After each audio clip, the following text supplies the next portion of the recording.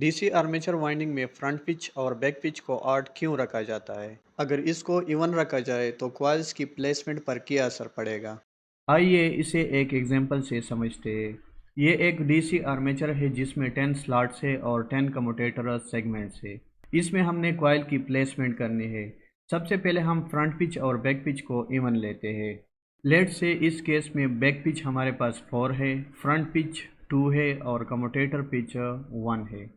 इन्हीं पिचेस का यूज़ करते हुए हम इस आर्मेचर में कॉइल की प्लेसमेंट करते हैं। लेट से हम कम्यूटेटर सेगमेंट 1 से स्टार्ट लेते हैं और कॉइल का पहला साइड स्लॉट नंबर 1 में प्लेस करते हैं। अब सवाल यह है कि इसी कॉइल का दूसरा साइड कौन से स्लॉट में प्लेस होगा। तो इसके लिए हम बैक पिच यूज़ करते हैं। चूंकि बैक पिच इस केस में 4 है तो 4 को 1 के साथ ऐड कर दे, इसलिए कॉइल का दूसरा साइड स्लॉट नंबर 5 में प्लेस होगा। इस दूसरे साइड को कम्यूटेटर सेगमेंट 2 के साथ कनेक्ट करते हैं क्योंकि कम्यूटेटर पिच हमारे पास 1 के बराबर है। तो इस 1 को इस 1 के साथ ऐड कर दे तो इससे रिजल्ट 2 आता है। इसलिए दूसरे साइड को कम्यूटेटर सेगमेंट 2 के साथ कनेक्ट करते हैं। अब इस सेगमेंट 2 से दूसरा कॉइल स्टार्ट होगा। दूसरे कॉइल का फर्स्ट साइड कहाँ प्लेस करते हैं? तो इसके लिए हम फ्रंट पिच यूज़ करते हैं। चूँकि फ्रंट पिच 2 है और हम रिसेंटली स्लॉट नंबर 5 में है, तो स्लॉट नंबर 5 से 2 स्लॉट पीछे जाना है जो कि आता है 3। इसलिए दूसरे कॉइल का फर्स्ट साइड स्लॉट नंबर 3 में प्लेस करेंगे।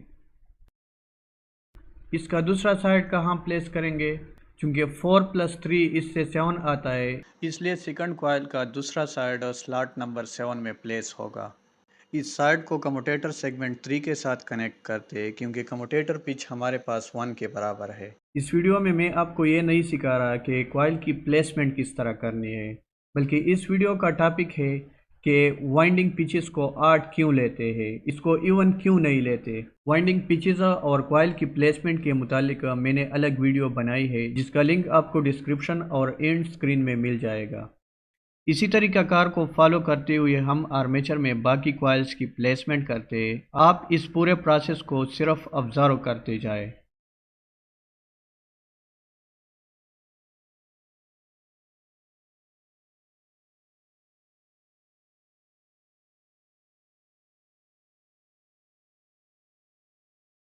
अब गौर करें कि हमारी वाइंडिंग आर्मेचर के किन किन स्लॉट्स में डिस्ट्रीब्यूट हो रही है। ये स्लॉट 1, 3, 5, 7 और 9 को कवर करते हुए दोबारा 1 पे आ जाती है। ये वाइंडिंग सिर्फ ऑड नंबर्ड स्लॉट्स में सर्कुलेट करती है। ये इवन नंबर्ड स्लॉट्स यूटिलाइज नहीं होते। इसलिए जब बैक पिच और फ्रंट पिच दोनों इवन हो तो वाइंडिंग तमाम स्लॉट्स में प्रॉपरली डिस्ट्रीब्यूट नहीं होती, बल्कि सिर्फ इवन या आड स्लॉट्स के अंदर महदूद होता है। अब दोबारा इसी 10 स्लॉट आर्मेचर की एग्जांपल लेते, लेकिन इस बार बैक पिच को 5 और फ्रंट पिच को 3 लेते जो कि आड है, और देखते हैं कि आर्मेचर में कॉइल की प्लेसमेंट पर क्या असर पड़ता है। हम पहले कॉइल की प्लेसमेंट करते तो हम इस सेगमेंट से स्टार्ट लेते। और कॉइल का पहला साइड स्लॉट नंबर 1 में प्लेस करते हैं। कॉइल का दूसरा साइड स्लॉट नंबर 6 में प्लेस होगा क्योंकि बैक पिच इस केस में 5 है। 5 प्लस 1 से 6 आता है।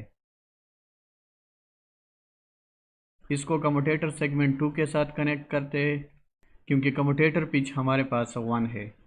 अब यहाँ से सेकंड कॉइल स्टार्ट होगा। सेकंड कॉइल का पहला साइड कहाँ पे प्लेस होगा? क्योंकि फ्रंट पिच हमारे पास 3 है, तो 6 से 3 स्लॉट पीछे जाए तो इसका पहला साइड स्लॉट नंबर 3 में प्लेस होगा। इसका दूसरा साइड कहाँ पे प्लेस होगा? चूंकि 3 प्लस 5 इससे 8 आता है, इसलिए इसका दूसरा साइड स्लॉट नंबर 8 में प्लेस होगा। इसको कम्यूटेटर सेगमेंट 3 के साथ कनेक्ट करते हैं। इसी तरीक़ाकार को फॉलो करते हुए मैं बाकी कॉइल्स की प्लेसमेंट करता हूँ।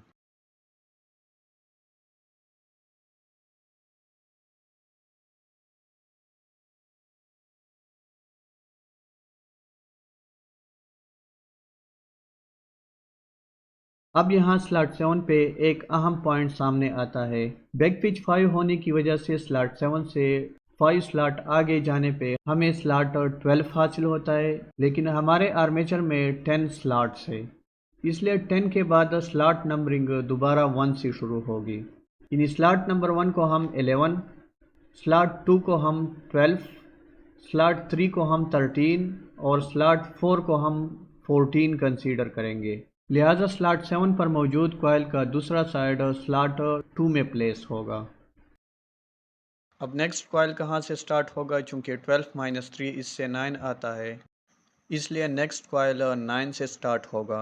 इसका दूसरा साइड कौन से स्लॉट में प्लेस होगा? चूँकि 9 + 5 इससे 14 आता है। 14 स्लॉट कौन सा है? चूँकि ये 11 है, 12, 13, 14, इसलिए इस कॉइल का दूसरा साइड स्लॉट नंबर 4 में प्लेस होगा।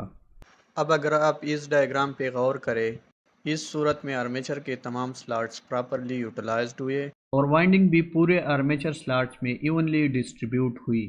यही वजह है कि डीसी आर्मेचर वाइंडिंग में फ्रंट पिच और बैक पिच को ऑड रखा जाता है ताकि कॉइल की प्लेसमेंट और वाइंडिंग की डिस्ट्रीब्यूशन मुनासिब तरीके से हो सके। अगर आपको ये वीडियो पसंद आई हो तो इस वीडियो को लाइक कर दे और चैनल को सब्सक्राइब कर दे।